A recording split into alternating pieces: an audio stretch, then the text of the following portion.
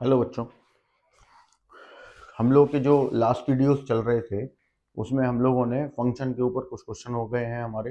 One one on to समझ लिया था, इन्वर्टेबल फंक्शन समझ लिया था, और हम लोगों ने इससे रिलेटेड भी क्वेश्चन कर लिए थे कि जिसमें कोई क्वेश्चन एग्जाम में आता है कि इन्वर्टेबल शो करो, one one onto show करो, या इन्वर्टेबल है तो इन्वर्स निकालो। ठीक है, उस टाइप के क्वेश्चन भी हम देख चुके हैं।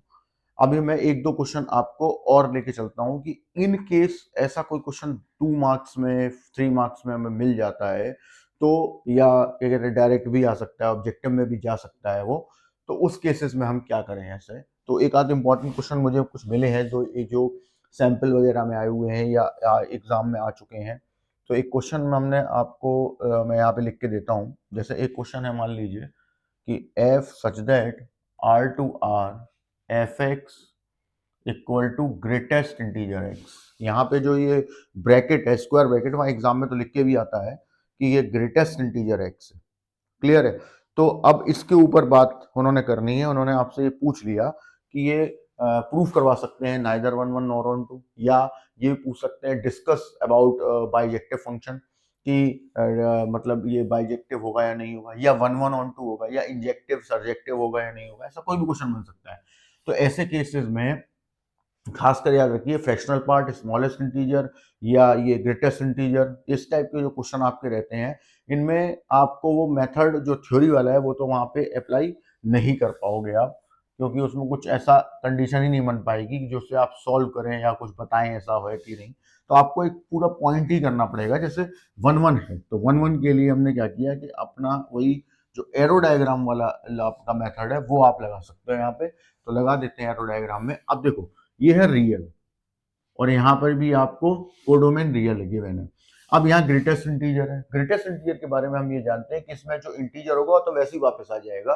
तो आप क्या करें कि ऐसा नहीं है कि सारे इंटीजर्स ही ले लें, इंटीजर और नॉन इंटीजर से मिलकर रियल नंबर बन रहा है। तो हम क्या करेंगे, हमने सपोज ऐसा कर लिया कि 0 ले लिया, 1/2 ले लिया, 1/3 ले लिया, डॉट डॉट डॉट करके इसको ऐसे छोड़ दिया। अब हुआ ये कि 0 पे ये 0 दे देगा, 1/2 पे भी ये 0 दे देगा, और 1/3 पे भी ये 0 दे देगा। मतलब 0 से 1 के बीच का कोई भी नंबर अगर आप उठा लेते हैं तो ये 0 ही लाके देगा। ग्रेटेस्ट इंटीजर में यही तो हम लोग जानते हैं, ये चीज हमें पता है कि आपको एक पीछे का नंबर, एक पीछे का इंटीजर दे देता है जिसके बीच में ये वैल्यू लाई करती है। तो लेकिन अब यहाँ पे क्या है, यहाँ पे आप जैसे अब 1 के आगे बढ़ गए, जैसे आपने कहा कि मैं 1 और 2 के बीच का कंडीशन लूंगा तो 1 मिलेगा। फिर आप और भी दिखा सकते हो, 2 के आगे बढ़ गए तो 2 से 3 के बीच में 2 मिलेगा। नेगेटिव में चले गए, -1 पे चले गए, ठीक है, 0 और -1 के बीच में तो आपको -1 मिलेगा। मतलब कि यहाँ पे जो भी मिलेगा आपको इसके अंदर, ठीक है, वो आप ऐसे दिखा सकते हो कि यहाँ पे जो मिल रहा है वो या तो 1 है या तो 2 है, डॉट डॉट डॉट, या तो -1 है, -2 है, डॉट डॉट डॉट। मतलब भले ही आप दिखा नहीं रहे कि शो करके कि पॉइंट कैसे आएंगे, लेकिन आएंगे यही। तो ये आप दिखा सकते हैं, दैट इज योर जेड। बाद में जरूरत पड़ेगी इसकी। तो आप यहाँ लिख सकते हैं कि now the elements between 0 to 1 gives always, या gives always a unique output 0 in codomain, that is f is not 1 1। मतलब फंक्शन तो है लेकिन 1 1 नहीं है, क्योंकि यहाँ 0 से 1 के सारे, 0 और 1 के बीच के सारे मेंबर, 0 से स्टार्ट करो 1 के पहले तक के सारे मेंबर आपको क्या लाके दे रहे हैं, 0 लाके दे रहे हैं। तो इसीलिए, और सिमिलरली 1 से 2 के 1 लाके देंगे बीच के, तो इस वजह से ये 1 1 तो नहीं होगा। अब आ जाते हैं कि ऑन टू वाली केस में। तो ऑन टू तो अब सीधे ही साधा है, जो आपने यहाँ पे एक बार चेक कर लिया है। तो ऑन टू में क्या है कि रेंज क्या होगी, तो रेंज होगी जेड, माने इंटीजर्स। क्यों? ग्रेटेस्ट इंटीजर फंक्शन हो या स्मॉलेस्ट इंटीजर फंक्शन हो, हर स्मॉलेस्ट इंटीजर आगे का इंटीजर पकड़ता है और ग्रेटेस्ट इंटीजर पीछे का इंटीजर पकड़ता है। इसका मतलब इसकी रेंज में इंटीजर्स के अलावा कुछ आएगा ही नहीं, और जब इंटीजर्स के अलावा कुछ नहीं आएगा तो रेंज इंटीजर्स हो गई।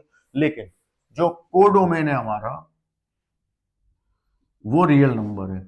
अब range not equal to codomain, यहां पे आप ज्यादा से ज्यादा लिख सकते हो बाई एरो डायग्राम।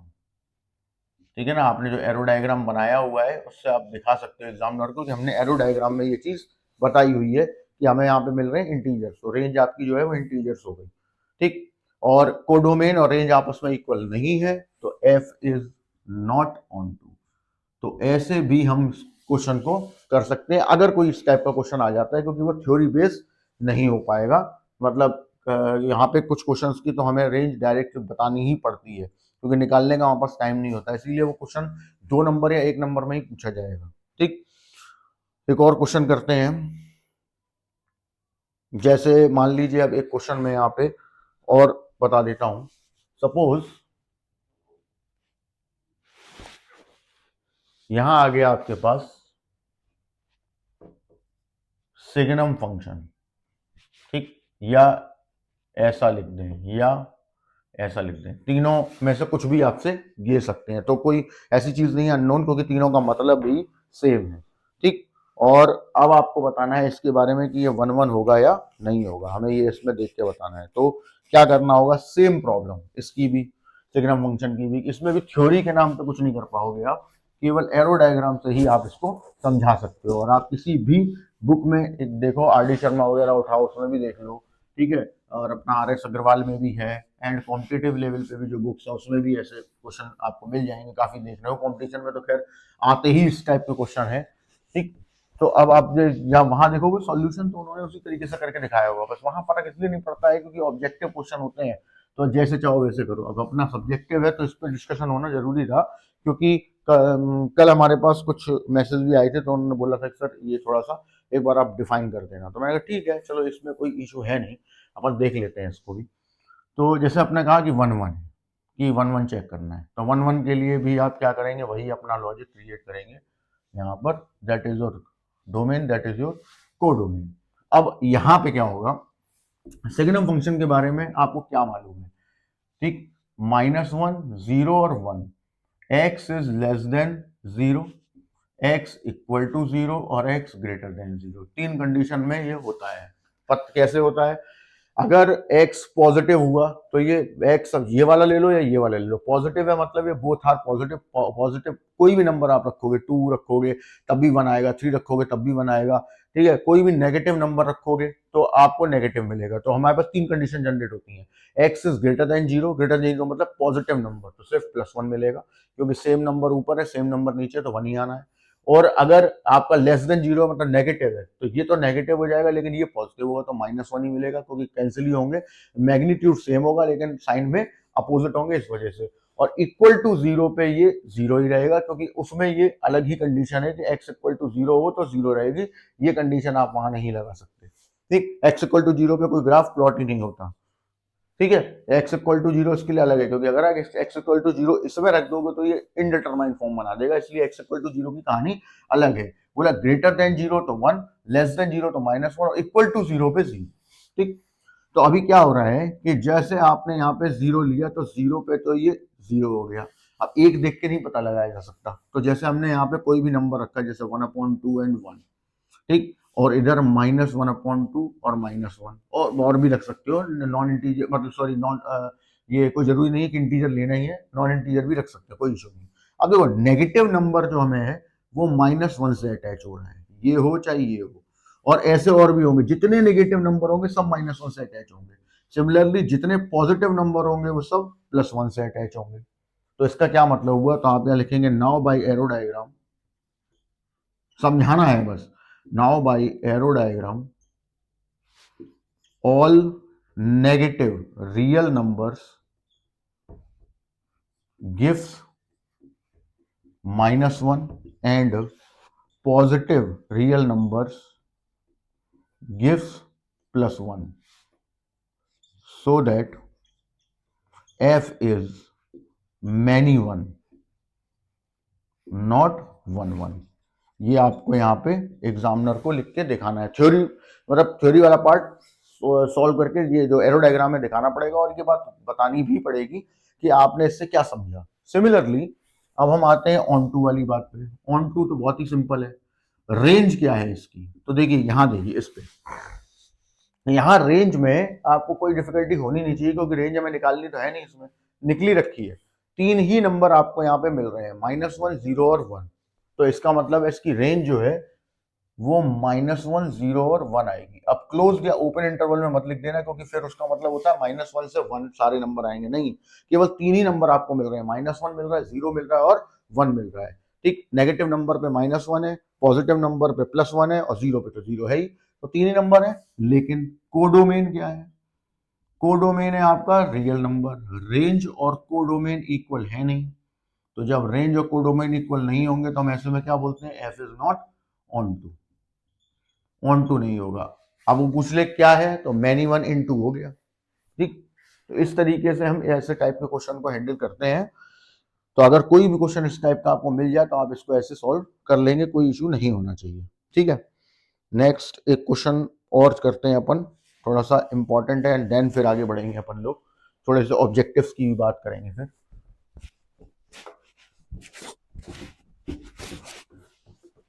बेसिकली देखो, इंपॉर्टेंट क्वेश्चंस तो कोई भी नहीं बता सकता है कि क्या आने वाला है, तो जो पेपर बना रहा है उसको ही पता है। बट उसके हम ऐसा कर सकते हैं कि चीजें, क्योंकि मैंने देखिए पूरा अभी अक्टूबर में अपन ने जब मैंने बनाना स्टार्ट किया था और उससे पहले की भी जो वीडियोस पड़े हुए हैं उसमें मैंने अपनी तरफ से सारी चीजें आपको क्लियर कर दी हैं कि फॉर्मूले ना रटने पड़े। कोशिश करो कि फॉर्मूले मेथड दोनों आप साथ में लेके जाओ, मतलब दिमाग में लेके जाओ। उसी तरीके से बताया गया है कि फॉर्मूले रटने ना पड़े, आप उस मतलब प्रॉब्लम से बाहर निकल आओ।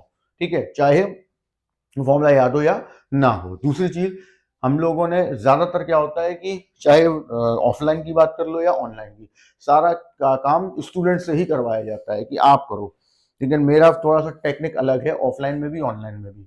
और जो ऑफलाइन में वही मैंने ऑनलाइन में रखा हुआ है कि मैं RS अग्रवाल टेक्स्ट बुक करवाऊंगा। कितने लोग करवा रहे हैं RS अग्रवाल, और करवा भी रहे हैं तो 4-5 क्वेश्चन के अलावा हम लोगों ने सारे क्वेश्चन करे, इसलिए एक एक टॉपिक पे 8-8, 10-10 वीडियोस बने। और सारे वीडियोस 45 मिनट्स से ऊपर के, और उसके 45 मिनट्स के तो हैं ही वो, इसी वजह से क्योंकि डिटेल बात हुई है। RS अग्रवाल भी हुई है, उसके बाद फिर मैं शीट कराई है। शीट में आपके RD शर्मा के क्वेश्चन हैं, GRB पब्लिकेशन आता है उसके क्वेश्चन हैं। ठीक है, काफी क्वेश्चन करवाए हैं इसी वजह से कि जो चीज मुझे नहीं मिली इंटरनेट पे वो ऐसा ना हो कि आपको भी ना मिले। तो मेरी पूरी कोशिश रही कि पूरा डिटेल जाए आपके पास। रिवीजन में भी मैं यही कोशिश कर रहा हूँ कि मैं जितना ज्यादा से ज्यादा हम पॉइंट वो को दिमाग में रख सकते हो, क्योंकि पॉइंट्स तो आपको बुक में भी मिल जाएंगे। ठीक है, आप सैंपल पेपर ले लोगे उसमें भी लिखे मिल जाएंगे, लेकिन सवाल है कि उनके ऊपर कोई काउंटर एग्जाम्पल नहीं हो रहा, उसकी वजह से फिर वो पॉइंट रटना पड़ रहा है। तो रटना नहीं है, आपके पास एक वीडियो भी आ चुका है, फिर उसके बाद आप अभी नोट बना रहे होंगे, तो उसके हिसाब से भी आप आराम से एग्जाम में कोई दिक्कत नहीं होगी। अब जैसे ये बोल रहा है,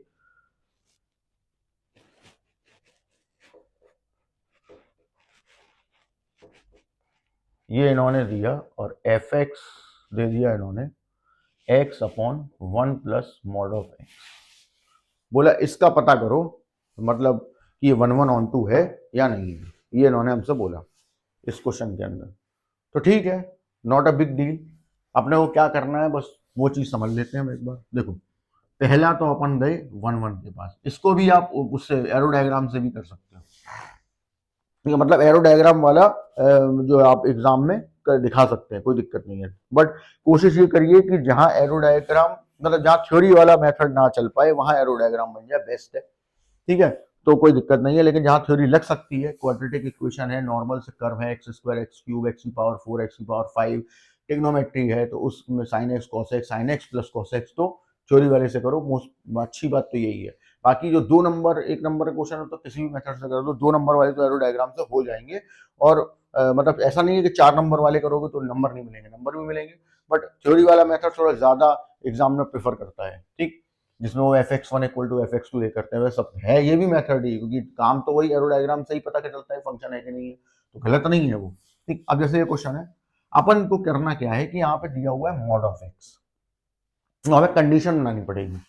पहली कंडीशन हमने बना ली कि if x is greater than equal to 0, ठीक, तो then fx1 equal to fx2, यानी x1 x2 दोनों ही ग्रेटर देन 0 है, ग्रेटर देन इक्वल टू 0।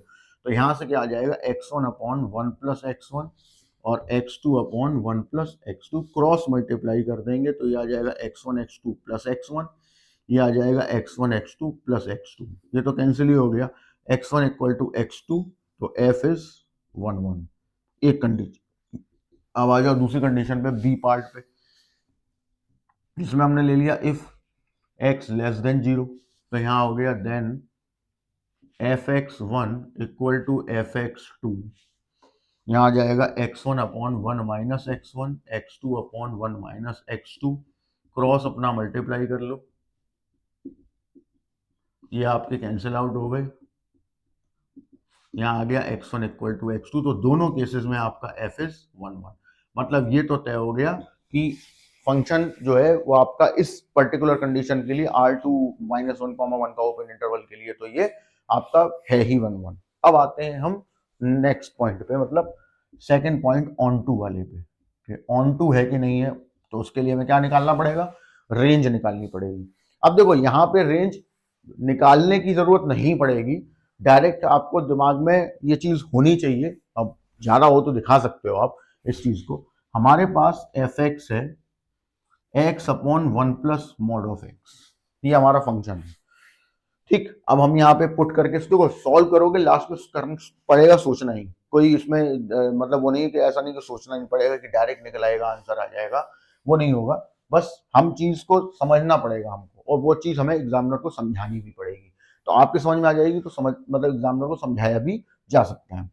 अब देखो ध्यान से सुनो, पहले मैं समझा देता हूँ, फिर हम लोग प्रोसीजर आगे स्टार्ट करेंगे। देखो यहाँ पे एक चीज पर ध्यान दो, आपने कोई भी नेगेटिव नंबर रखा, ठीक, कोई भी नेगेटिव रियल नंबर रखा, ठीक है, तो जब नेगेटिव नंबर यहां तो हर बार पॉजिटिव ही रहेगा, ठीक, यहां आपका वो नेगेटिव हो जाएगा, यानी कहने का मतलब ये है कि जैसे सपोज करो -1 मैंने रखा था, -1 यहाँ पे 1 प्लस हो गया, 1 और 1 2, माइनस का 1/2 आया, और 1/2 0.5 है, मतलब -1, अगर हम रोक दें -1 पे कि -1 के इधर, यानी कि -1 से छोटे नंबर नहीं है, -1 से बड़ा ही नंबर आएगा, आप कुछ भी रख के देख लो। अब जैसे आपने कहा मैं तो माइनस का 99 रखूंगा, तो चेक कर लो, -99 यहाँ पे हो गया, +99, 99 और 100, और नीचे 100 ऊपर 99, तो ऑब्वियस सी बात है कि वैल्यू जो है, और क्योंकि नेगेटिव है, कि -1 के इधर राइट साइड में रहेगी, लेफ्ट में नहीं। सिमिलरली आपने कहा हम तो माइनस का 999 रखेंगे, ठीक,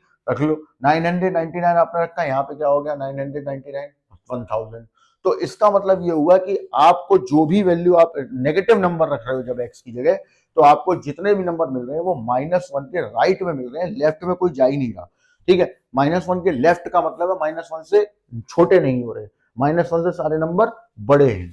दूसरी चीज, अब अगर हम पॉजिटिव नंबर रख दें, 0 पे तो 0 ही आ रहा है, पॉजिटिव नंबर रख दें तो ये भी पॉजिटिव, ये भी पॉजिटिव, अब मैग्नीट्यूड जो आपका होगा वो ऊपर वाला अभी भी छोटा ही रहेगा, डिनोमिनेटर हमेशा बड़ा ही रहेगा, जैसे आपने 1 रखा तो 1/2 आया, लेकिन अब ये प्लस का है, ठीक है, तो 0.5 मतलब ये अब 1, मतलब 1 नहीं आएगा, 1 से लेफ्ट में रहेगा, राइट में जा ही नहीं पाएगा। रख के देख लो, जैसे अभी हमने 99 रखा तो प्लस का 99 रखते हैं, 99/100, मतलब वैल्यू अभी भी 1 से छोटी ही है। इसका मतलब ये हुआ कि ना तो मुझे -1 मिला, ना तो मुझे +1 मिला, कि जो भी नंबर मुझे मिले नेगेटिव रियल नंबर रखने पे या 1 रखने पे, मतलब सॉरी पॉजिटिव रियल नंबर रखने पे, वो हम 1 -1 के बीच में ही घूम रहा था सारा खेल। तो आप यहाँ लिखेंगे, now if x belongs to negative real, then fx is greater than -1, if x equals to 0, then fx equals to 0, और if x belongs to positive real, then fx less than +1। ठीक, जो बात अभी हमने समझी है, बस वो हमें अब एग्जामिनर को यहाँ पे बता देनी है, क्लियर है, बता दी। अब क्या हुआ, अब यहां से आपको मिली रेंज, रेंज में आपको मिला क्या, बोला भैया -1 से ग्रेटर, -1 से ग्रेटर, फिर +1 से लेस, +1 से लेस, और क्योंकि ना -1 ले पा रहे हो ना ही +1, तो इसलिए ओपन इंटरवल आ गया -1, +1, और यही आपका क्या दिया गया है यहाँ पर, कोडोमेन, ये भी -1, 1 है, तो रेंज और कोडोमेन आपके क्या रहे हो गए, इक्वल हो गए, और रेंज कोडोमेन इक्वल हो गए, तो then f is onto, मतलब ये जो आपका जो फंक्शन आपको गिवन है ये इस पर्टिकुलर कंडीशन के लिए 1 1 ऑन 2 है, मतलब बाइजेक्टिव है। क्लियर है ना? तो ये आपका हो गया आंसर। अब इन केस यहीं पे वो ये बोल देता कि मतलब फंक्शन इन्वर्टिबल है, तो अगर इन्वर्टिबल है तो आप इसका इनवर्स और निकालो, तो तब क्या करते? तो तब आपको भाई आगे ये करने के बाद 1 1 ऑन 2 हो जाए तो आपको क्या करना पड़ता है, तो देखिए जरा। अब मैं नाउ एफ इज इन्वर्टेबल, अब मैं यहाँ पे एक चीज बढ़ा दे रहा हूँ इन्वर्टेबल वाली, जो अगर मान लो एग्जाम में आ जाती है तो उस केस में हम क्या करें कि इन्वर्टेबल हो गया तो अब इनवर्स निकालना पड़ेगा, तो अब इनवर्स कैसे निकालें? तो हम अब वही चीज देखने जा रहे हैं। तो देखिए जरा ध्यान से देखना, अपन क्या करते हैं कि f x put y equal to f x, यहां से x equal to f inverse y आ जाता। अभी तक कोई इक्वेशन पड़ी नहीं है, तो that is equation number 1। y की value x upon 1 plus mod x, equation number 2 पे पहुंच जाते हैं। अब ये मॉड x कैसे सॉल्व हो, कोई दिक्कत नहीं, जो अपन करके आए वैसा ही करेंगे। ध्यान से देखना, मैं यहाँ पे ऐसे इंट्रोड्यूस कर दे रहा हूँ कि if x is greater than equal to 0 तो y equal to x upon 1 plus x, इसे सॉल्व कर लो। y x y equal to x y, x को उधर ले गए 1 माइनस वाई, तो x की value y upon 1 minus y आ गई। और इफ यहाँ पे दूसरी कंडीशन हमने लिख दी, इफ x लेस देन 0 तो आपका आ गया y x upon 1 minus x, इसको सॉल्व कर लो तो यहाँ से x की value y upon 1 plus y. और अब इन दोनों कंडीशन को हम कर देंगे मर्ज, तो यहाँ से देन क्योंकि देखो ना तो y में कोई चेंज आया, ऊपर नीचे सेम है, ना ही 1 में कोई चेंज आया, ना इस y में आया, केवल एक डिफरेंस आया, ये माइनस का था और प्लस का, तो यहाँ यही चीज आ जाएगी। ये आपका x हो गया, इक्वेशन नंबर 3 बन गई। इक्वेशन 2 और 3 को हमने इक्वल कर दिया, देन तो इक्वेशन 1 और इक्वेशन 1 को और थर्ड को, तो यहां से क्या आ गया, f inverse y equal to y upon plus minus y, और दैट इज योर इनवर्स। तो अगर इन्वर्टेबल वो पूछ दे कि इन्वर्टेबल है तो बताइए जरा इनवर्स क्या होगा, तो आप पहले 1 1 ऑन 2 प्रूफ करोगे, और अगर इन्वर्टेबल बोल दिया होगा उसने कि इन्वर्टेबल है, ठीक है, मतलब आपको ये नहीं शो करना, आपको सिर्फ इनवर्स निकालना है, तो आपको सिर्फ इतना ही क्वेश्चन करना है, यहां से लेके और यहां तक का अटेम्प्ट करना है बस, क्योंकि वो बोल ही रहा इन्वर्टेबल है। हाँ, ये अलग बात है कि वो ये बोल दे कि discuss the function is invertible, if invertible then find the inverse, या if 1 1 on 2 then find the inverse, तो एक अलग चीज है। लेकिन अगर वो बोल रहा है कि 1 1 ऑन 2 है या इन्वर्टेबल है, तो इसका मतलब फिर कुछ नहीं करना, फिर तो ये लास्ट वाला ही आपको अटेम्प्ट कर देना है। अब आगे बढ़ते हैं हम लोग, नोट कर लें इसको। अब देखिए एक चीज मैं आपको और बता देता हूँ, फिर अपन आगे बढ़ेंगे और उसके बाद हम मतलब चीज़ें और अभी डिस्कस करने वाले हैं। लेकिन एक चीज़ अभी दिमाग में आई है, जैसे हमने देखा था कि 1 1 ऑन 2 पता लगाने का, क्योंकि मैंने बोला था यही एक इंपॉर्टेंट है 1 1 ऑन 2 वाली बात। क्यों? 1 1 हो गया बहुत बढ़िया, नहीं हो गया मैनी 1 होगा, ऑन 2 हो गया बहुत बढ़िया, नहीं होगा तो इन 2 होगा। तो इसका मतलब है हमें कुछ भी पूछा जाए, चाहे वो मतलब ये पूछ भी ना रहा हो कि बाइजेक्टिव है कि नहीं है, केवल आपसे ये पूछ ले कि भैया डिस्कस अबाउट द मैपिंग, ये और आपको एक फंक्शन दे दिया, तो आप शुरुआत वहीं से करेंगे, 1 1 चेक करो, 1 1 हो गया तो 1 1 है ही है, फिर तो नहीं है मैनी 1 होगा। ऑन 2 चेक करो, ऑन 2 हो गया फिर ठीक है, नहीं है तो इन 2 होगा, मतलब इसी से ही सब बन रहा है। तो उसी के आगे जाते हुए हमने ये भी डिस्कस किया था कि अगर कोई फंक्शन हमें दे दिया जाए और हम उसका ग्राफ प्लॉट कर दें, और ग्राफ प्लॉट करके भी तो पता लगा सकते हैं, मतलब डोमेन रेंज दोनों ही निकल आती है ग्राफ से, तो ऑब्जेक्टिव क्वेश्चन को हैंडल करना आसान हो गया, वरना वो एरो डायग्राम बनाओ या थ्योरी वाला करो, उसमें टाइम बहुत जाता है। एक और चीज है जो आप नोट में यहाँ पे लिख सकते हैं कि if F x is 1 1 when F x is strictly increasing और स्ट्रिक्टली डिक्रीजिंग, क्योंकि इंक्रीजिंग डिक्रीजिंग आप पढ़ चुके हो। अच्छा, ये चीज शुरुआत में नहीं बता सकते, शुरुआत में इन द सेंस मतलब जब सिलेबस स्टार्ट हो रहा होता है और ये पहला ही चैप्टर होता है तो तब नहीं बता सकते, क्योंकि तब डिफरेंशिएशन आपने ज्यादा कुछ पढ़ा ही नहीं होता है और इंक्रीजिंग डिक्रीजिंग के बारे में कुछ जानकारी होती नहीं है, तो उस टाइम पे इसलिए नहीं बताया जाता। लेकिन अब हम और ये ध्यान रखना, ऑब्जेक्टिव में ही लगा सकते हो आप, अभी सब्जेक्टिव में तो नहीं लगा सकते। सब्जेक्टिव में तो आपके पास सिर्फ दो ही मेथड है, एक तो आप या तो थ्योरी वाला करो, और अगर उसमें थ्योरी किसी में नहीं लगता है तो एरो डायग्राम वाला करो। लेकिन नॉर्मली आप किसी क्वेश्चन को चेक कर सकते हो, जैसे मान लीजिए हमने कहा कि आपसे बोला क्वेश्चन के अंदर कि एफ एक्स इक्वल टू ई की पावर एक्स है, ठीक, कोई भी फंक्शन ले लिया, ठीक है, एफ एक्स इक्वल टू ई की पावर एक्स गिवन है, और आपको कुछ फंक्शन की कंडीशन दे दी होगी, ठीक है, या दे दिया f such that R to R positive, ये उन्होंने दे दिया, ठीक, ये कुछ भी दे दिया, वो तो डिपेंड क्वेश्चन पे करेगा, और वो पूछ ले आपसे, ठीक, इसके बारे में, और 1 1 पूछ रहा है वो, देन एफ इज, तो अपना ऑप्शन हो गया 1 1 हो गया, फिर ऑन टू हो गया, फिर बाइजेक्टिव हो गया, एंड फिर आ गया अपना नन ऑफ दीज, कि कोई भी नहीं है, हो सकता है कोई भी ना हो, तो आपका नन ऑफ दीज भी है ऑप्शन में। अब देखो, अब इसमें क्या करें, अभी ऑब्जेक्टिव में हमें मिल चुका है, तो अब क्या करना पड़ेगा, देखो तो सिंपल है, वैसे तो ग्राफ तो अपना है ही है, ठीक, ग्राफ में क्या होता है कि ई की पावर एक्स का ग्राफ आपको पता होना चाहिए, ठीक है, ग्राफ तो हम सब बात कर चुके हैं ना फंक्शन के, ठीक है, ये वाला पॉइंट अपना 0,1। अब आपने क्या, मैंने क्या बताया था, फंक्शन चेक करना हो तो वर्टिकल लाइन टेस्ट, और ये चेक करना हो कि 1 1 है कि नहीं है तो हॉरिजॉन्टल लाइन टेस्ट, कहीं पे भी एक लाइन खींच दो, एक पॉइंट पे कट हुआ, इसका मतलब 1 1 है, तो पक्की बात है, ठीक। अब अगर मान लीजिए उसने कहा ऑन टू, अभी तो ऑप्शन में तो ऑन टू भी है, तो हो सकता है बाइजेक्टिव भी हो, तो अब उसके इसमें क्या करना है, तो आप ये देखो कि इसका जो ग्राफ है ये जा कैसे रहा है, मतलब किधर जा रहा है ये, आप नेगेटिव वाई पे, मतलब नेगेटिव एक्स पे हो तो भी वाई पॉजिटिव ही है, और पॉजिटिव में हो तब भी वो पॉजिटिव है, मतलब कि ऐसे आगे बढ़ रहा है और इन्फिनिटी की तरफ टेंड कर रहा है, क्लियर है, इसका मतलब है कि आर पहली बात तो पॉजिटिव है, रियल नंबर, क्योंकि इन्फिनिटी की तरफ जा रहा है, ठीक है, को डोमेन की बात हो रही है, और रेंज अगर हम निकाल रहे हैं तो रेंज में क्या है, रेंज में भी आपको सारे पॉजिटिव आर ही मिल रहे हैं, क्लियर है ना, यहाँ पे सारे के सारे पॉजिटिव आ रही, इवन जीरो भी नहीं मिल रहा, ठीक, तो पॉजिटिव आर मिल रहे हैं, इसका मतलब है ग्राफ से तो हमें ये पता चल गया कि रेंज जो है वो आर पॉजिटिव है और कोडोमेन भी आर पॉजिटिव है, तो इसका मतलब ऑन टू भी है, मतलब बाइजेक्टिव आंसर आएगा, ठीक।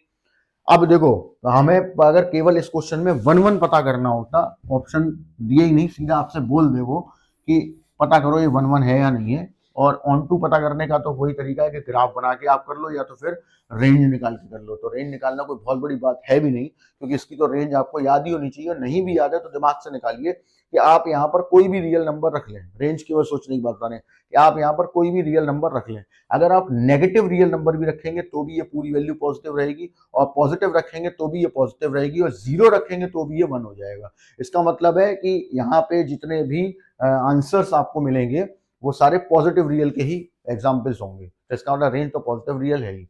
अब हम बात कर रहे थे ये इस वाली कंडीशन की, तो हमने क्या किया, हमने एफ डैश एक्स निकाल लिया, ई की पावर एक्स का ई की पावर एक्स ही हो गया, ठीक।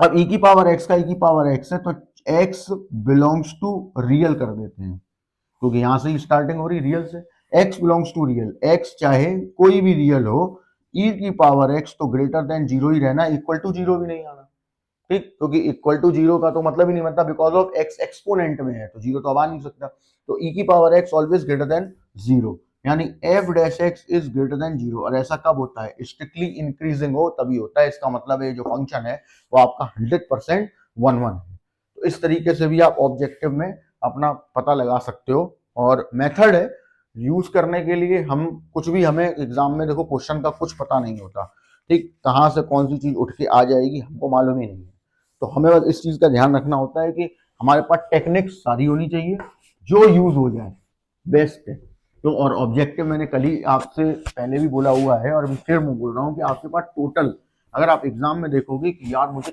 3 आवर्स में 38 क्वेश्चंस करने हैं, और मेरे पास अभी मैं एक आपको बहुत अच्छी बात बताता हूँ, अभी एक एग्जाम हुआ, क्या कहते हैं अपना LT ग्रेड का, ठीक, कुछ दिन पहले, तो वहां पे क्या था कि एग्जाम पेपर आया, तो मेरे पास भी आया, तो एग्जाम पेपर मेरे पास भी आया, और उसमें मेरे से बोला गया कि सर पेपर बड़ा लेंदी था और पेपर थोड़ा सा टफ था, तो मैंने कहा चलो ठीक है, भेजो, देखते हैं अपन क्या है उसमें, तो मैंने क्या किया, मैंने अपना 2 घंटे का टाइमर लगाया और OMR रखी, एंड साथ में वो पेपर रखा, और जेन्युइनली जैसे पेपर देते हैं वैसे हमने उस पेपर को दिया, कि पता तो तभी चलेगा एक्चुअल में कि पेपर कैसा है, तो हमने बैठ के लगाया, टाइम अपने पास साइड, टाइमर जब चल रहा होता है तो प्रेशर होता है माइंड पे। तो मैं उसमें क्वेश्चन आज मतलब टोटल क्वेश्चन अपने रहते हैं 150, जिसमें 30 तो आपके उसमें चले गए, क्या कहते हैं ये क्या कहते हैं जनरल नॉलेज वाले, जनरल साइंस वाले, और उनसे इस बच्चे जो आपके 120 हैं वो आपको करने होते हैं। है पूरा टाइम अपना 2 घंटे का ही, उसी में करना है जो कुछ करना है, ठीक। तो हमने क्या किया कि जनरल नॉलेज पे तो ध्यान देना ही नहीं है, क्योंकि वो अपना फील्ड ही नहीं है, तो उसमें आप कर भी क्या लोगे, उस पर ध्यान ही क्यों देना, उस पर टाइम वेस्ट ही मत करो, वो बाद में देखेंगे। अगर वो उसमें 1-2 मिनट, क्योंकि जनरल नॉलेज में आपको कुछ सोचना नहीं है, आपको बस केवल रट्टा मार के जाना है, और अगर याद आ गया तो सही आंसर मिल जाएगा, और याद नहीं आया तो फिर आप उसमें कुछ कर नहीं सकते, क्योंकि बहुत वास्ट सिलेबस है जनरल नॉलेज का, ठीक है। तो उसमें तो मैथ वाले कुछ कर ही नहीं पाते, तो उसको छोड़ो, सीधा 120 क्वेश्चन पे ध्यान दो जो अपने लेवल का है मैथमेटिक्स का।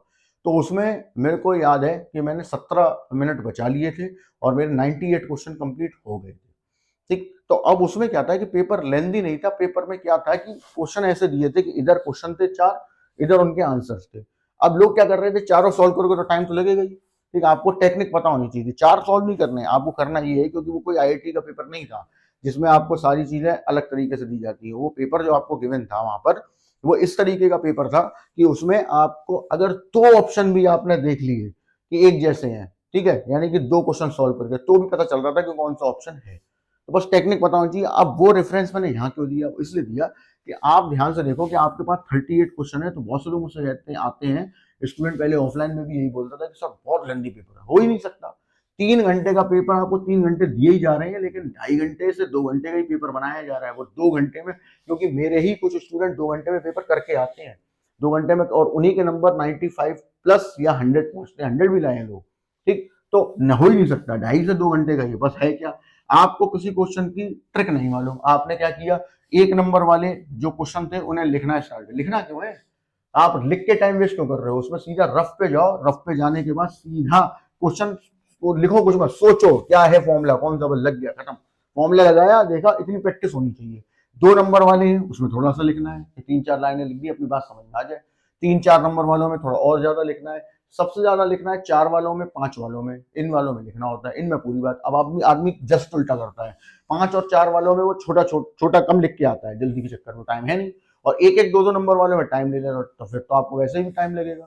दूसरी चीज, एक्सपेरिमेंट का कोई टाइम नहीं है, बहुत से लोग क्या करते हैं कि हम एंड मोमेंट पे ही पढ़ लेंगे, ठीक है, और पास हो जाएंगे। तो केवल अगर पास होना है तो हो सकता है ये टेक्निक काम कर जाए, लेकिन अच्छे नंबर लाने हैं या अगर कोई चीज सीखने के हिसाब से पढ़नी है और आगे कॉम्पिटिशन देना है, तो एंड मोमेंट पे कुछ नहीं होता, लास्ट के 2-3 महीनों में भी कुछ नहीं होगा। आप रट्टा मार लोगे तो मैथमेटिक्स है, वो रटा हुआ ज्ञान कोई काम का नहीं होगा। तो इसीलिए चीजें समझनी पड़ती हैं, उसी के हिसाब से हमें काम करना है। अब हमने एक बात तो ये कर ली स्ट्रिक्टली इंक्रीजिंग डिक्रीजिंग वाली, तो अब आपके समझ में आ गया ये कि हम लोग इस तरीके से भी चेक कर सकते हैं। अब हम आ रहे हैं अब इस बात पे कि अब आपसे और क्वेश्चन क्या पूछे जाते हैं ऑब्जेक्टिव में। तो एक क्वेश्चन आपका आता है, how many functions are formed, ठीक। एक आ जाएगा, हाउ मेनी 1-1 मैपिंग या 1-1 फंक्शन कैन बी फॉर्म्ड। फिर एक आ जाएगा, how many onto function can be made या फॉर्म्ड।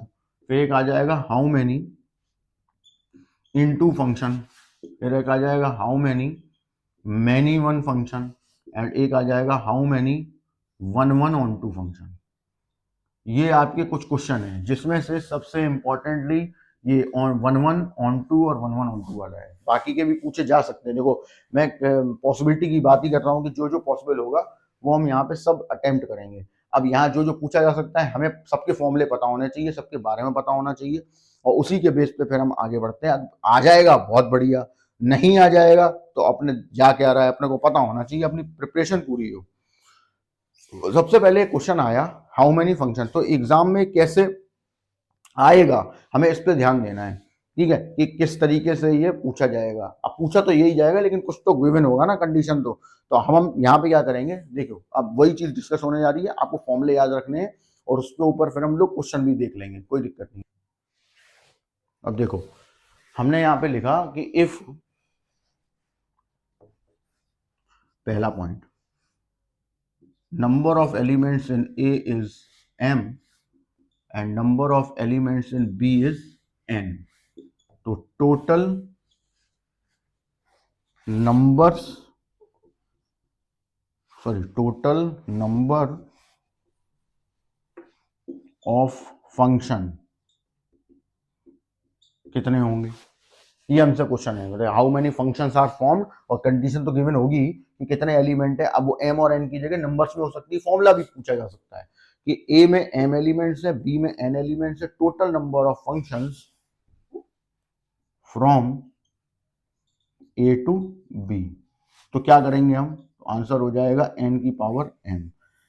ठीक, ये यूज भी होगा अभी अभी अभी के अभी जब आप आगे क्वेश्चन बढ़ाओगे तो ये यूज भी करना पड़ेगा।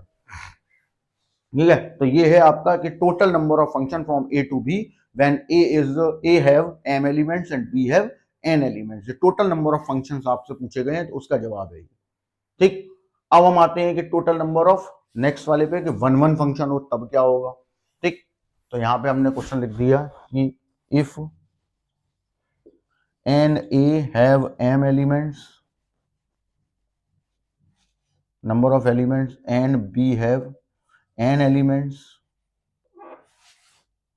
तो total number of one one mapping या वन वन फंक्शन या इंजेक्टिव फंक्शन, दोनों नाम आप दोनों नाम पता ही है हमें कि वन वन है या इंजेक्टिव है, वो हमें दोनों पता है। तो अब हमें इसके बारे में जानना है कि इसका अपना क्या कंडीशन रहेगी या कैसे हम इसको सॉल्व करेंगे। ठीक, देखो यहां आ जाएगा अपना n factorial upon n minus m factorial, और यहां एक कंडीशन है where n is greater than equal to m। ठीक, इंजेक्टिव मैपिंग मतलब वन वन फंक्शन की a में m एलिमेंट्स है, b में n। एक जरा देख लेते हैं एक बार, देखो यहां पर हम इस चीज को मतलब करते चलते हैं, एन एम से तो समझ में नहीं आएगा, कुछ नंबर्स में ले लेते हैं। जैसे मान लो यहाँ पे है 1 2 3 और यहाँ है सपोज 1 2 3 4। ध्यान से देखना, अब इन्होंने यहाँ पे हमें कंडीशन दी हुई है कि जो जो बी है, यानी ये वाला ए है, ये वाला बी है। ठीक, तो बी में जो एलिमेंट है वो एन है, ए में एलिमेंट है जो एम है, और यहाँ पे कंडीशन गिवन है n is greater than equal to m, कि या तो बी और ए के मेंबर सेम हो, सेम मतलब आपस में, सेम से मतलब है आपस में इक्वल हो, इधर जो एलिमेंट है उधर एलिमेंट भले ही दूसरे हो लेकिन नंबर ऑफ एलिमेंट सेम होने चाहिए, और या तो फिर एन की वैल्यू एम से ज्यादा हो। तो ऐसे केसेस में हमारे पास जो कंडीशन बनती है कि वन वन होगा वो n factorial upon n minus m factorial बन जाएगा। ठीक, लेकिन अभी हम यहाँ पे उल्टा कर दें, यहाँ पे 3 ही रहने दिया, मतलब कि हमने क्या कर दिया, n इज ग्रेटर देन और इक्वल टू m की जगह n लेस देन m कर दिया, तो अब वन वन बनेंगे। तो देख लीजिए आप, होगा क्या कि इन पहला वन के पास कितने ऑप्शन होंगे, कोई एक ऑप्शन से अटैच हो गया, सपोज 3 से अटैच हो गया, किसी से भी हो सकता है। अब जिससे जो अटैच हो गया उससे दोबारा तो अटैच कोई होगा नहीं। ठीक, दो मान लीजिए 1 से अटैच हो गया, और मान लीजिए 3 2 से अटैच हो, कोई किसी से भी अटैच हो गया लेकिन है वन वन, लेकिन इधर एक बंदा खाली रह गया और इधर डोमेन में एक बंदा खाली रह गया, मतलब उसकी कोई इमेज बनी ही नहीं। और आपसे कंडीशन के हिसाब से पहले ही बोल दिया गया था कि डोमेन का कोई भी एलिमेंट खाली नहीं होना चाहिए, यानी कि ब्लैंक नहीं होना चाहिए, ऐसा ना हो कि उसकी कोई इमेज ही ना बने, और दूसरा ऐसा भी ना हो कि एक एलिमेंट है और इमेजेस एक से ज्यादा हैं, दोनों ही हालातों में फंक्शन नहीं होता। इसीलिए कंडीशन लगी हुई है कि n is greater than equal to m। n अगर लेस देन होगा, और हो सकता है एग्जामिनर आपको कंफ्यूज करने के लिए ऑब्जेक्टिव दे भी दे, वो आपसे ये कह दे कि भैया n, मतलब कंडीशन ही ऐसी दे दी कि इधर आपको दे दिया गया 3 उधर आपको दे दिया गया 2, और आपसे पूछा कितने वन वन बनेंगे, तो 0 आंसर आएगा। ठीक है, कोई वन वन बन ही नहीं पाएगा बिकॉज ऑफ कंडीशन ही नहीं बन रही। तो इसका ध्यान रखना है हमें, इस चीज का भी अपने दिमाग में लेके चलो कि भैया एग्जामिनर आपसे जो क्वेश्चन पूछ रहा है उसमें अनएक्सपेक्टेड चीजें पूछी जा रही है बेसिकली, कि आप एक्सपेक्ट करके कुछ गए हो और पूछ कुछ लिया। जैसे इसका एक एग्जाम्पल मैं देके दिखा देता हूँ। ऐसे मान लो हम लोग एक्सपेक्ट, एक छोटा सा एग्जाम्पल है और ये मैं भी कर चुका हूँ, जो पेपर बनाता हूँ तो उसमें हम भी कर चुके हैं इसमें। जैसे आप एक्सपेक्ट करके गए कि sine x upon x, x tends to 0 आएगा तो अपन 1 ठोक देंगे बिंदास, कोई दिक्कत नहीं। लेकिन एग्जामिनर ने थोड़ी सी चालाकी करी, उसने कहा भाई मैं तेरे को 0 नहीं दे रहा, मैं तेरे को 2 0 दे देता हूँ, मतलब इन्फिनिटी। आपने कहा अच्छा ऐसा है, ठीक है। अब आपने ध्यान ही नहीं दिया क्योंकि आपके माइंड में वो जो मतलब जो एल्गोरिथम थी वो वही वाली चल रही है। आपने कहा ठीक है आंसर तो मैंने पक्का है, तो आज सुबह पढ़ के आया था। गलत। क्यों गलत? क्योंकि अब आंसर 0 आएगा, क्योंकि ये that is not x tends to 0, that will be x tends to infinity. तो यही यही प्रॉब्लम है कि रट्टे की यही समस्या है या आप रट के जाओगे तो ऐसे पंगे होते ही हैं। ठीक, अब आते हैं हम नेक्स्ट पार्ट पे, और अब नेक्स्ट इसी के आगे बात कर रहे हैं हम। तो अब आपको पूछ रहा है वो ऑन टू कितने बनेंगे। पहले हम मोस्ट इंपॉर्टेंट वाली बात कर ले रहे हैं ना। ठीक, देखो अब वो तीसरा पूछ रहा है कि आपके ए में एलिमेंट हो गए m, बी में एलिमेंट हो गए n, तो टोटल ऑन टू फंक्शन कितने बनेंगे, या टोटल सर्जेक्टिव फंक्शन कितने बनेंगे, या टोटल ऑन टू मैपिंग कितनी बनेगी, ये हमसे पूछ रहा है। अब देखो टोटल ऑन टू फंक्शन के बारे में अब कंडीशन यहाँ पे भी होगी। ठीक, जो भी पूछे तो उसमें भी कंडीशन होगी। तो पहली कंडीशन हो गई कि n is greater than equal to m, और सेकंड कंडीशन हो गई, वैसे तो लिखने की जरूरत नहीं है क्योंकि वो सेम जैसा 1 1 में थी वैसे यहाँ होगी। ठीक, तो यहाँ पे क्या होगा, n is greater than equal to m की केसेस में, तो टोटल ऑन टू मैप या फंक्शन इक्वल टू n की पावर m, मतलब कि ये आपका टोटल फंक्शन, और minus nc1 n minus one whole power m plus nc2 n minus two whole power m and minus n up to, ऐसी alternately ये चलता रहेगा। ठीक, और अब इससे हम पता कर लेंगे कितने आपके total number of onto function बनेंगे। अब यहाँ n और m तो हमें मालूम ही है। ठीक, राइट वाले में n लेस देन m हो गया, तो जो अभी समझाया था उसी के बारे में एक बार दिखा देते हैं। जैसे ये a है, ये b है, इधर हो गया 1 2 3, इधर हो गया 1 2 3 4। ठीक, तो ये अपनी कंडीशन बन रही है कि ए में जो एलिमेंट है वो m है, बी में एलिमेंट है जो n है, और n is greater than equal to m है, कि या तो बराबर होंगे या तो बड़े होंगे n की वैल्यू। लेकिन हमने इसको उल्टा कर दिया, क्योंकि ऑन टू की कंडीशन क्या है, ऑन टू कहता क्या है, ऑन टू कहता है कि रेंज और कोडोमेन आपके बराबर होंगे तभी मैं ऑन टू कहलाऊंगा। तो अब जरा पहले वाला जरा केस तो देख, मतलब ये वाला केस देखो जरा, ये वाला केस है। अब ये है कि हम छोड़ किसी को सकते नहीं, क्योंकि अगर हमने किसी भी 1 2 3 4 में से छोड़ा तो फंक्शन ही नहीं बनेगा। तो अब अगर हम अटैच करेंगे यहाँ पे, तो हमारे पास जो कंडीशन बनेगी वो किस हिसाब से हमें बनानी है कि n लेस देन m बोल दिया। ठीक, n लेस देन m की कंडीशन में आपके पास सामने जैसे 1 1 में हो रहा था वैसे यहाँ पे भी हो रहा होगा। क्लियर है? तो इसका मतलब यही हुआ कि n लेस देन m, एक बार चेक और कर लेते हैं कंडीशन को।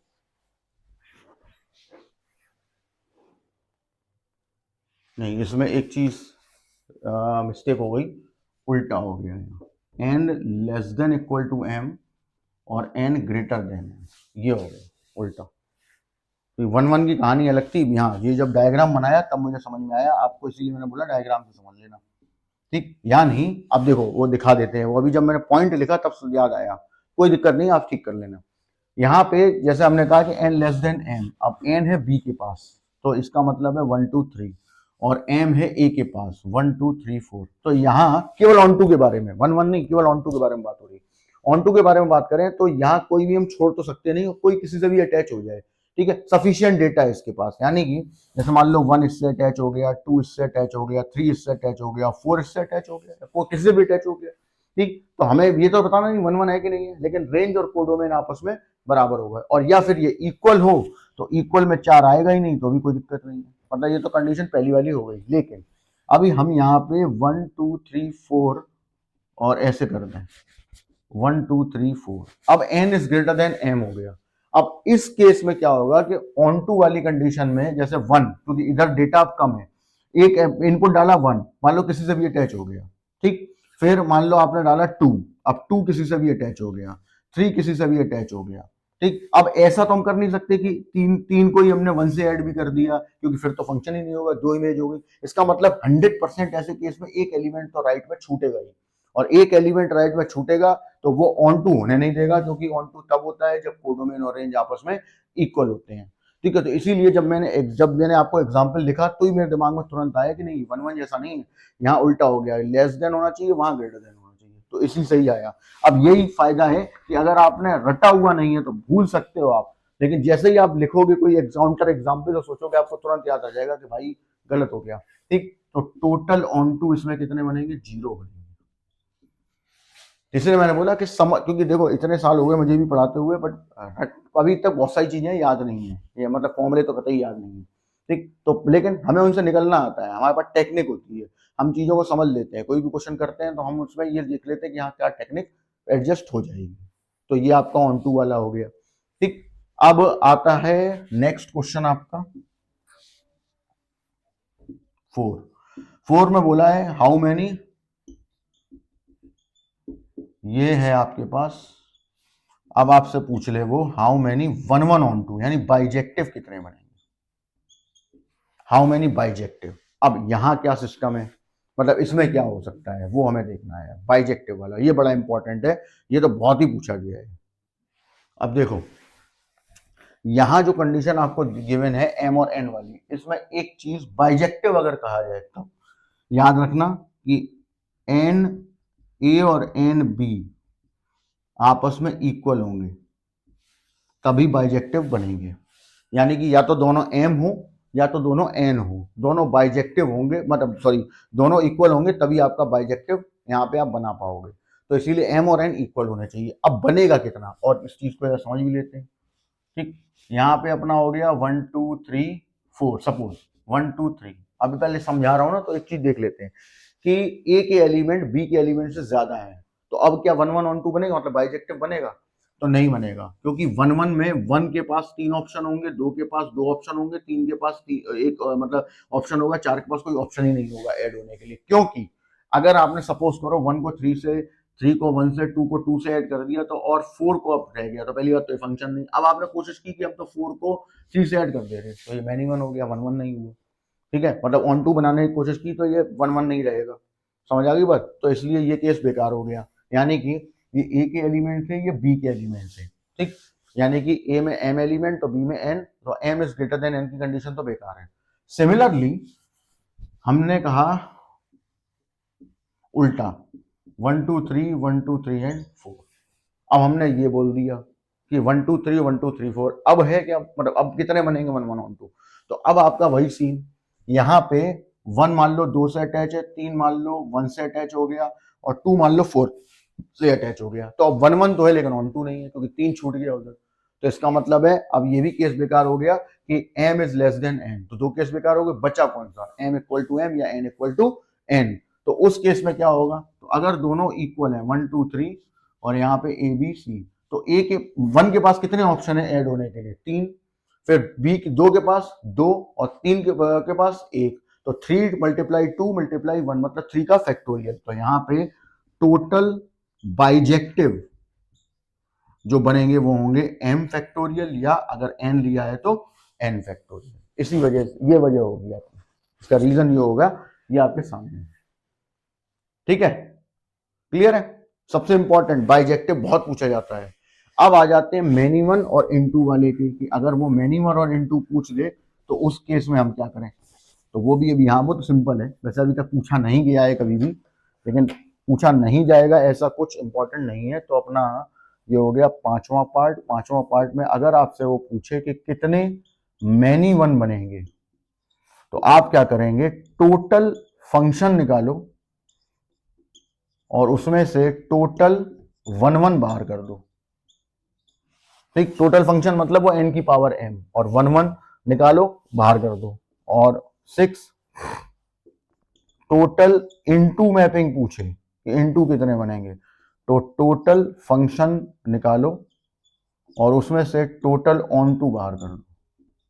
और इसी वजह से ये सारी चीजें अभी आपको बताई हैं, और ये एक एक नंबर के क्वेश्चन है, मोस्ट इंपॉर्टेंट। ध्यान रखना आपके पास सबसे ज्यादा अगर कोई दिक्कत आने वाली है, या जैसे सैंपल पेपर अभी मैं ऑफलाइन में कुछ बच्चों को करवा रहा हूँ, तो अभी मैंने कल सैंपल पेपर करने को दिया था, तो उसमें ज्यादातर जो प्रॉब्लम आ रही होती है ना, वो या तो वो लास्ट वाले सेक्शन में आ रही है, ठीक है, कि क्वेश्चन ही समझ में नहीं आ रहा, तो हम उसे सॉल्व कैसे करें, क्या लिखना है, और समझ में आ गया तो लिखना कैसे है। ठीक है, एक उसमें, और दूसरा ऑब्जेक्टिव, ऑब्जेक्टिव भी बहुत गलत हो रहे हैं। ठीक, तो ये, और ये होता ही है ऑब्जेक्टिव, जैसे जब पेपर पहली बार ऑब्जेक्टिव हुआ तो काफी लोगों का मैसेज भी आया मेरे पास, और हम लोग जो ऑफलाइन में पढ़ रहे थे उन्होंने कहा सर अब ठीक हुआ, अब ऑब्जेक्टिव पेपर आया करेगा और इतने इतने क्वेश्चन आए। मैंने कहा अभी तो खराब हुआ। आप सबसे ज्यादा देखिए कि पहले सब्जेक्टिव पेपर में आपके पास क्या होता है कि नंबर्स के ऑप्शन होते हैं, कि आपने कुछ भी नहीं किया और कुछ भी करा है, फॉर्मूला भी लिखा है तो नंबर मिल रहा है। ठीक, ऑब्जेक्टिव पेपर का मतलब ही होता है कि आप अपनी कहानी कह ही नहीं पाए। अब क्योंकि ऑब्जेक्टिव में वही सीन होगा, या तो आपको आ रहा है या तो नहीं आ रहा। अगर नहीं आ रहा है तो फिर तो आपके लिए एक ही दिक्कत है कि वो तो गया ना एक नंबर, तो आपको एक नंबर मिलना है, उसमें आधा पौने का तो कोई सवाल ही नहीं। ठीक, तो ये तो आपकी कहानी थी इसकी। अब हम आगे बढ़ते हैं। अब देखो हम अब जल्दी से एक चीज देखने वाले हैं, ठीक है, क्योंकि अब बहुत सिंपल सिंपल सी चीजें रह गई हैं और कुछ इंपॉर्टेंट क्वेश्चंस हैं जिसको हम डिस्कस कर लेते हैं। तो एक था अपना कंपोजिट फंक्शन। कंपोजिट फंक्शन में क्या था कि आपके पास if f such that a to b and g such that b to c, then fog gof, gog भी होता है, fof या gog एग्जिस्ट। ठीक, और दूसरा पूछा भी जाता है, क्या कहते हैं नोट में, कि FOG और GOF इक्वल होंगे। तो जहां जैसे मैथमेटिक्स है ना, तो उसमें एक तो चीज होती है कि हमेशा होंगे, एक होती है कभी नहीं होंगे। ठीक है, ये तो सीधे सीधे रिजल्ट होते हैं। लेकिन जब आपको दोनों में हो कि हो भी सकते हैं और नहीं भी, तो मे और मे नॉट बी के केस में हम नॉट में ही जाते हैं, कि क्योंकि अगर हमेशा हो रहे होते तो ही इक्वल लगेगा, हमेशा अगर एक भी ऐसा मिल गया कि नहीं हो रहे तो फिर नॉट इक्वल में ही जाओगे।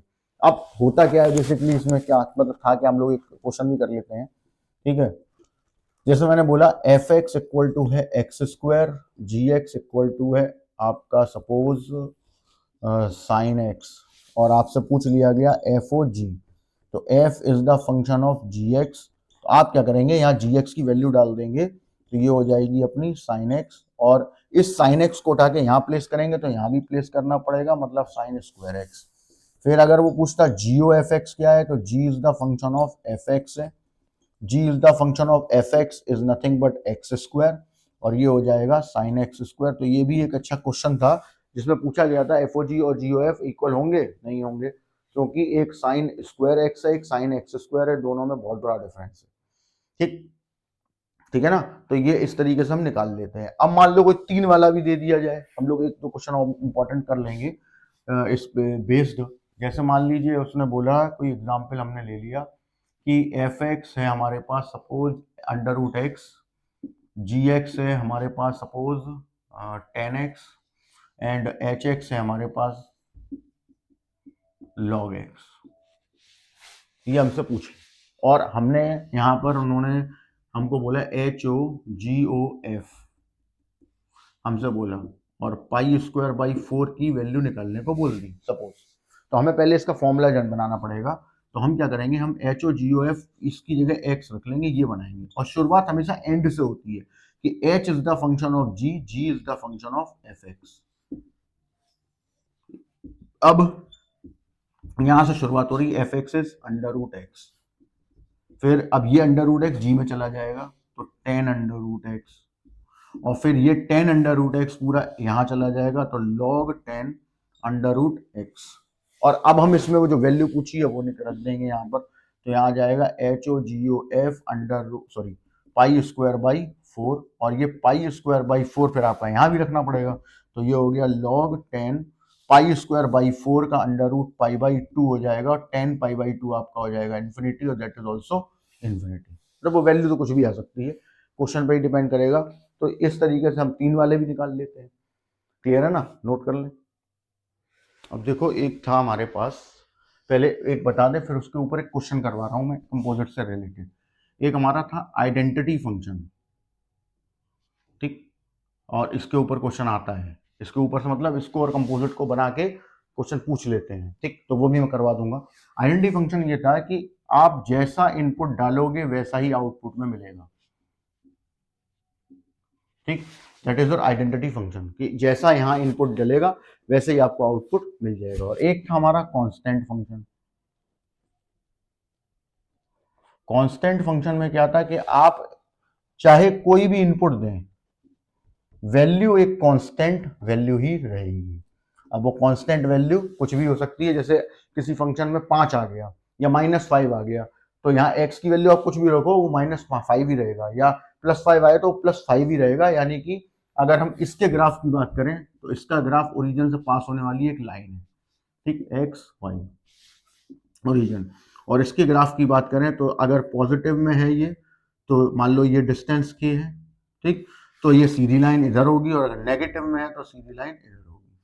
क्लियर, उसमें कोई चेंज नहीं आ रहे, लाइक डीसी करंट, ठीक है ना।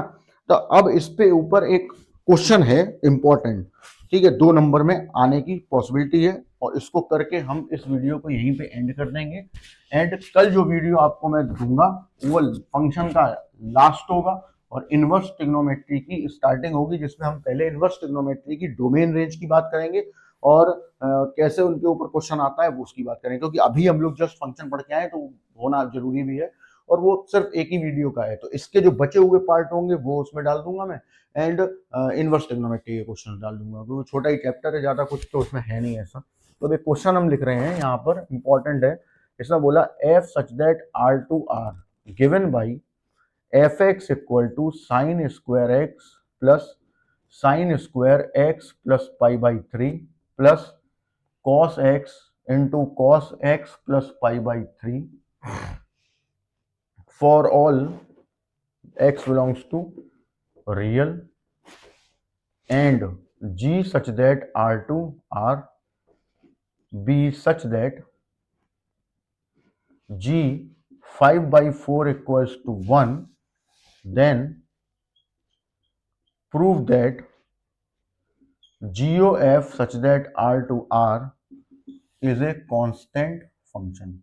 शायद आपने किया हो, शायद ना किया हो, शायद ऐसा भी हो सकता है आपको होमवर्क मिला हो और आपने नहीं कर पाया हो, कोई दिक्कत आई हो, तो देखिए क्वेश्चन को कर लेते हैं एंड आगे बढ़ते हैं। सर उसके बाद मतलब इसको एंड कर देंगे हम वीडियो को। आप आज वाला वीडियो ढंग से देख लीजिए, क्योंकि कोई ज़्यादा बहुत हैवी चीज़ें तो है नहीं, बस मेन चीज़ है उस पर क्वेश्चन लेके जो बन रहे, जो आप एग्जाम्पल वो कर रहे होगे ना इस समय सैम्पल पेपर, उसमें फायदा मिल जाएगा आपको, ठीक है। तो अब एक क्वेश्चन देख लेते हैं फटाफट से। देखो पहले क्वेश्चन पढ़ लेते हैं। उसने एक फंक्शन दिया एफ एक्स और एक फंक्शन दिया है जी, लेकिन जी फंक्शन नहीं दिया, कंडीशन मिली हुई है कि जी पाई बाई 5 बाई 4 इज 1, और यहाँ प्रूफ करना है जीओ एफ एक कांस्टेंट फंक्शन है। तो जीओ एफ के लिए मेरे पास जीओ एफ होना चाहिए। अब ये देखो जरा एफ एक्स की तरफ, एफ एक्स यार बहुत बड़ी वैल्यू है, जब हम G is the function of F X में वैल्यू डालेंगे तो बार बार लिखेगा कौन, ठीक, और फिर सॉल्व कैसे करेंगे हम इसको। तो अपन क्या करते हैं, इसको छोटा कर लेते हैं, और उसके लिए क्या है, ट्रिग्नोमेट्री का एक सिंपल सा लॉजिक ये है कि अगर कोई भी फंक्शन, ऐसा फंक्शन आपको मिले जिसमें पावर्स आ रही हो या मल्टीप्लाई आ रहा हो ट्रिग्नोमेट्री फंक्शन का, तो आप पावर वहां से हटाओ और वो मल्टीप्लीकेशन को भी वहां से हटाओ, तो वो अपने आप सॉल्व होना स्टार्ट कर देगा। तो आप क्या करोगे, यहाँ पे एक 1/2 का मल्टीप्लाई और 2 का डिवाइड कर दोगे पूरे में, तो ये हो गया 2 sign square X plus 2 sign square X plus pi by 3 plus ये हो जाएगा 2 cos X plus pi by 3। ये आ गया। अब यहां हाफ एंगल फॉर्मूला लगाएंगे हम कॉस वाला, जिससे कि ये सॉल्व हो सके, क्योंकि इंटीग्रेशन में भी ये चीज होती है और ट्रिग्नोमेट्री में भी, कि अगर पावर्स है या मल्टीप्लाई है तो आपको उसे वहां से रिमूव करना पड़ेगा। तो हमने क्या किया, 1 माइनस कॉस 2x, ये हो गया 1 minus cos 2x plus pi by 3। ये वाला अभी ऐसे ही छोड़ दो, कोई जरूरत नहीं है इसकी अभी, ठीक। यहाँ 1 और 1 अपना रहे, हो गया 2, 1/2, ये हो गया 2, और इन दोनों में हमने लगा दिया अपना cos c minus cos d, ये माइनस कॉमन लेके, तो ये हो गया 2 cos c plus d upon 2, और cos c minus d upon 2, यहाँ पे 2 पाई बाई 3, और लास्ट वाला जो अपना है वो एज इट इज, ठीक। अब यहाँ पे कुछ कैंसिल हो रहा है, 2x से, सॉरी 2x से 2x, 2 पाई बाई 3 तो वैसे ही रहेगा, तो इसको ऐसे छोड़ दिया। अब यहाँ पे देखिए सॉल्व किया, जितना मैक्सिमम सॉल्व हो जाए उतना करना है। 1/2, 2 माइनस 2 कॉस, ये आ गया आपके पास 2x plus pi by 3 multiply में कॉस माइनस पाई बाई 3, और लास्ट वाला 2 cos X plus pi by 3, ठीक। एफ एक्स 1/2, यहाँ पे 2 माइनस, इस वाले में देखो कॉस माइनस पाई बाई 3 तो प्लस कॉस पाई बाई 3, और कॉस पाई बाई 3 1/2, 1/2 यहाँ लिख देंगे तो 2/2 cos 2x plus pi by 3, और अब मैं यहाँ लगाऊंगा 2 कॉस ए कॉस बी, तो ये हो गया कॉस ए प्लस बी, और हो गया plus cos A minus B. ठीक, इससे क्या हुआ है, देखो ये 2 से 2 कैंसिल, अब ये भी cos 2x plus pi by 3 और ये भी cos 2x plus pi by 3 cancel हो गए, यहाँ x से x कैंसिल, बचा क्या आपके पास 1/2 2। अब देखो cos minus theta plus cos theta, तो बाहर आके cos pi by 3 is 1/2 which is 5/2, मतलब fx की वैल्यू 5/4। अब देखिए कितनी बड़ी वैल्यू थी, अगर आप सॉल्व नहीं करते तो ये सॉल्व आगे होता भी नहीं, क्लियर है, और आपको पता भी नहीं चलता कि हम प्रूफ कैसे करना है, तो ये सॉल्व तो करना पड़ेगा। ठीक, जब हो जाए तो अब हम अपने मुद्दे की बात पे आते हैं जो उन्होंने हमसे बोला था करने को, कि भाई जी ओ एफ पता करना है, तो g is the function of क्या हो गया एफ एक्स। ठीक, अब एफ एक्स कितना आया मेरे पास, अब इतनी बड़ी वैल्यू कौन लिखता, तो इसने उसे सॉल्व किया, वो दी इसीलिए गई थी इस तरीके से कि सॉल्व हो जाए, और जी पाई बाई 5/4 की वैल्यू कितनी है 1, और 1 यानी कि G O F x equal to 1 का मिलना मतलब कांस्टेंट का मिलना, क्योंकि अब ये चेंज थोड़ी कर पाओगे, तो सो GOF is constant function, hence proved. ये आपको इस तरीके से सॉल्यूशन निपटाना था। तो ये है आज का क्लास, जिसमें आपका सारी चीजें अभी मैक्सिमम जो ऑब्जेक्टिव में जाती हैं वो हो गई, कंपोजिट फंक्शन हो गया। अब कल हम कंपोजिट फंक्शन की प्रॉपर्टी पे बात करेंगे, क्या कहते हैं, और कुछ बचे हुए 1-2 क्वेश्चंस हैं दिमाग में मेरे जो होने जरूरी हैं, वो करवाऊंगा, एंड देन हम लोग फिर स्टार्ट करेंगे कल ही वाले वीडियो में इनवर्स ट्रिग्नोमेट्री के डोमेन देख लेंगे, इनवर्स ट्रिग्नोमेट्री की रेंज, ठीक है, और उसके बाद इनवर्स ट्रिग्नोमेट्री के फॉर्मुलों की जुगाड़ की, अगर ये फॉर्मूला याद नहीं है तो हम उसको कैसे जुगाड़ से करें, एंड साथ ही साथ हम उनके डोमेन और रेंज के क्वेश्चन अभी आने लगे हैं पिछले 2 साल से, तो उन पर भी डिस्कशन कल के कल हो जाएगा, कोई इशू नहीं है। आप बेहतरीन तरीके से प्रिपरेशन करते रहिए, कोई डाउट है मुझसे पूछ लीजिए, मुझे मैसेज कर दीजिए, मैं बता दूंगा। बाकी आज के लिए अपन इसको यहीं पे खत्म करते हैं, कल मिलते हैं नई वीडियो के साथ, नए पॉइंट्स के साथ। Bye bye.